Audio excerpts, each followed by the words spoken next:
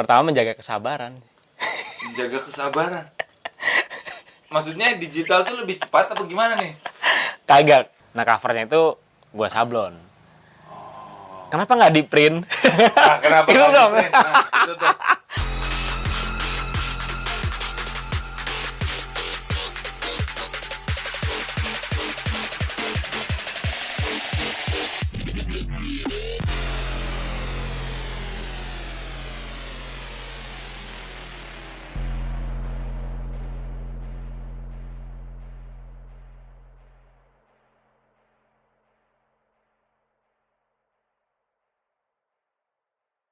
Tahunan. Wah udah kehujanan, kepanasan gitu. Wah ini kalau misalkan diemin, dijual nggak seberapa, hancur sangat mungkin gitu. Iya. Berkarat segala macem, malah nilainya juga, masa nilai nominalnya juga nggak seberapa gitu. Akhirnya udahlah gue bikin gudang aja gitu buat ruang. Dari situlah gitu kan studio ini akhirnya jadi gitu buat beraktivitas. Apa itu dari enggak sebentar apa itu jadi maksud gua setelah lu commission work itu kan lu pakai seng-seng ini gitu kan. Apa itu terus lu nemu medium plat itu atau medium plat tuh udah sebelumnya? Udah sebelumnya. Oh, udah sebelumnya. Gitu. Dari karya-karya yang kecil pakai plat gitu, pakai plat.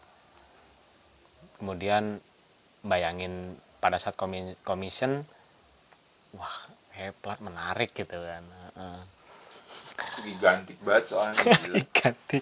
Langsung jebret Isrol media legal yang paling depan sebelum lu masuk ngeliat karya-karya dalam. Itu tahun berapa ya? Gue lupa. 2019 apa ya? 19. 19 ya? Ya 19. Ya. Udah 19. Terus ini di belakang gue taunya banner tadi anjir, sorry ya. Ini akan lu turunkan jadi apa nih? Jadi ya itu tadi yang gue bilang gitu, bagaimana visual yang gue bikin itu menjadi fungsi lain gitu. Nah, gue sablon di media kain, lalu itu menjadi cover kursi nanti. Kursi jadi kursi. Tapi ini covernya. Nah covernya itu gue sablon. Kenapa nggak di print? Nah, kenapa Itu nggak dong. di-print? Nah, itu tuh mantep tuh. Enggak, gue nggak punya pikiran itu kalau lu, sumpah. Karena lu manual banget. Dan gue nggak kepikiran lu akan ngeprint DTG atau ngeprint dipercetakan, sablim gitu. Gue nggak mikir itu, makanya gue nggak nanya. Tapi kalau buat yang baru-baru mungkin yang lebih instan, Ngapain mas print, capek-capek amat di sablon. Ada. Nah maksud gue apa proses itu ada apanya sih gitu, proses lu harus nyablon satu-satu kayak gitu. Ini kan kalau dihitung screen per warna buat gue banyak banget. Kalau misalkan ini ya dipecah gitu ya. Iya, kalau dipecah warna. Kalau misalkan disablon dalam ukuran panjang gini juga membutuhkan screen yang panjang ya, Iya, betul. menyesuaikan ukuran. Benar. Iya, jadi sebelum gua ketika membayangkan membuat cover kursi gitu, joknya gitu, ya aplikasi di kain, terus ada gambar gitu kan, terus ini kan marak juga gitu kan, kayak printing yang sekarang udah mencapai di tekstil ya, di bahan-bahan tekstil gitu. Mereka udah sampai situ gitu kan. Ya gue kepikiran juga gitu kan, gue sablon, terus gue cross check gitu dari kualitas, dari harga, terus sampai hal detail kain-kain tertentu yang hanya bisa ada unsur apa? Apa sih? Iya. Sifatnya tuh gue lupa. Jadi ternyata tidak semena-mena gitu ya mengeprint kain menggunakan alat canggih saat ini. Itu nggak seberaninya diperlakukan lewat sablon gitu ternyata gitu. Waduh, ini speknya kalah nih sama gagasan gua gitu loh kan. Untuk soal pilihan material teknis gitu. Jadi akhirnya gue pilih sablon aja gitu. Tentu kosnya lebih mahal karena yang digunakan kain buat kebutuhan jok ini juga belum tentu bisa masuk di apa namanya di kualitas yang diinginkan ketika menggunakan mesin print mesin. Terus pilihan bahannya pun juga belum tentu bisa apa ya bisa di untuk di print gitu. Jadi akhirnya gue mikir sablon aja gitu, soalnya ya lo kan emang nyablon gitu kan. Ya kenapa lo mempercayai alat lain gitu. Selama ini lo mengerjakan jangankan kain, pelatnya lo bisa sablon, kayu ya lo sablon gitu, apa aja kan lo sablon gitu kan. Jadi kayak gue tuh mikirnya lo kayak nggak pede dengan lo makan nasi, masa lo nyari kenyangnya roti gitu. Anjir. Ada ke situ juga bisa. Iya. Benar-benar. Iya, lo sok-sokan. Gue kenyang. Biasa lo tuh makan gue walaupun lo udah makan roti 5 gitu. Belum makan gue belum makan nasi. Tadi kan udah makan 5 roti. Gue belum makan nasi. Ya iyalah. Lo mau kenyang. Ya gitu ya kayak. Kenapa lo milih? Kenapa lo milih mesin print gitu walaupun katanya reviewnya sekarang gitu kan kayak tinta, kayak bisa disablon di kain gitu dengan kualitas apa yang lo desain gitu lalu di print gitu. Jadi setelah gue survei gitu kan di beberapa vendor maupun advertising gitu kan memang banyak hal-hal yang emang kayaknya sablon ini memang lebih berani gitu, leluasa dia bisa kemanapun gitu. Kalau dari kualitas pun gitu, dari kualitas kehadiran tinta itu di kain gitu, itu sangat berbeda gitu. Terus sama apa ya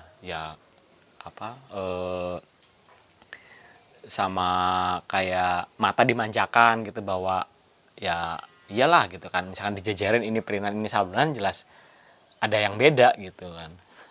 Benar. Kayak Kalau gitu gue sih lebih sablon tuh lebih kerasa teksturnya coy. Itu yang iya, buat gue ada value lain lah gitu ya ketika dipegang, disentuh. Kasar misalnya, kasar, kuat, keras gitu. Keras, kayak maksudnya background penciptaan karyanya tuh juga ikut hadir gitu daripada hanya sekedar prosesnya bener. jadi terus udah gitu.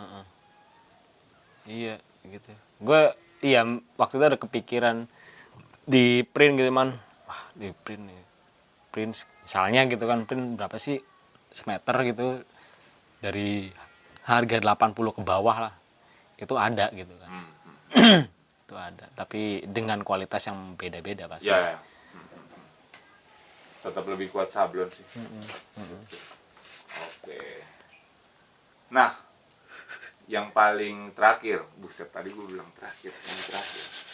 Srol, gimana buat teman-teman baru nih yang baru banget terjun ke street art atau bikin karya media digital, hal apa sih yang paling esensial sebagai fondasi gitu? Karena kan sekarang mediumnya nih ya karena kemarin pandemi ya, sehingga turun ke jalan tuh lumayan terbatas gitu. Walaupun ada beberapa seniman juga tetap melakukannya gitu.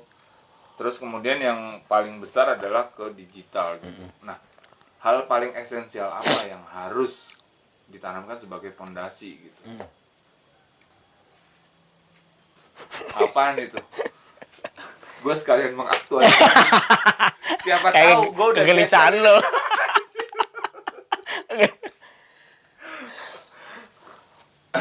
Pertama menjaga kesabaran. Menjaga kesabaran. Maksudnya digital tuh lebih cepat apa gimana nih? Kagak, kan pemula ya. Oke. Pemula. Oke. Menjaga kesabaran. Kalau perangkat yang sekarang emang cepat, yang sekarang kita pakai itu istilahnya ya. Tapi ada hal yang urgensi dan lebih penting lagi.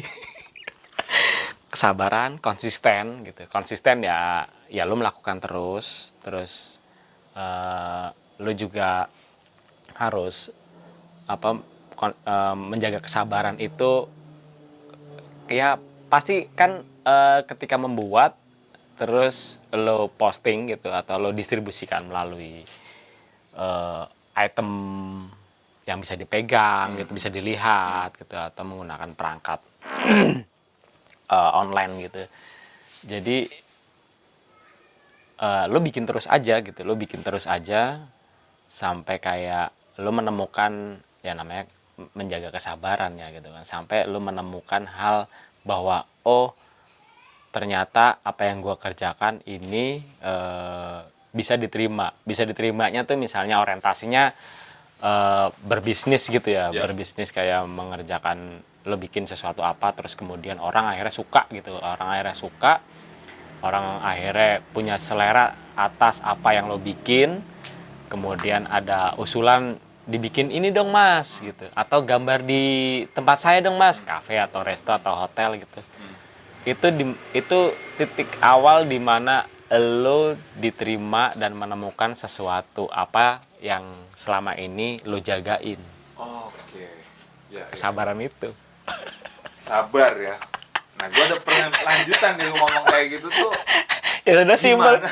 Kan simpel aja gitu. Iya sih. Sabar tuh kan ya. Iya. Sabar ya semua orang bisa gitu loh. Bisa gitu. Iya bisa. Tapi menjaganya itu yang lo bisa nggak gitu kan. Wah, aku ada urusan lain ya, tapi nggak bisa. Wah, ini aku kayaknya lebih cepet nih gitu kan. Ya berarti lo nggak bisa jagain sabar lo tadi. Misalnya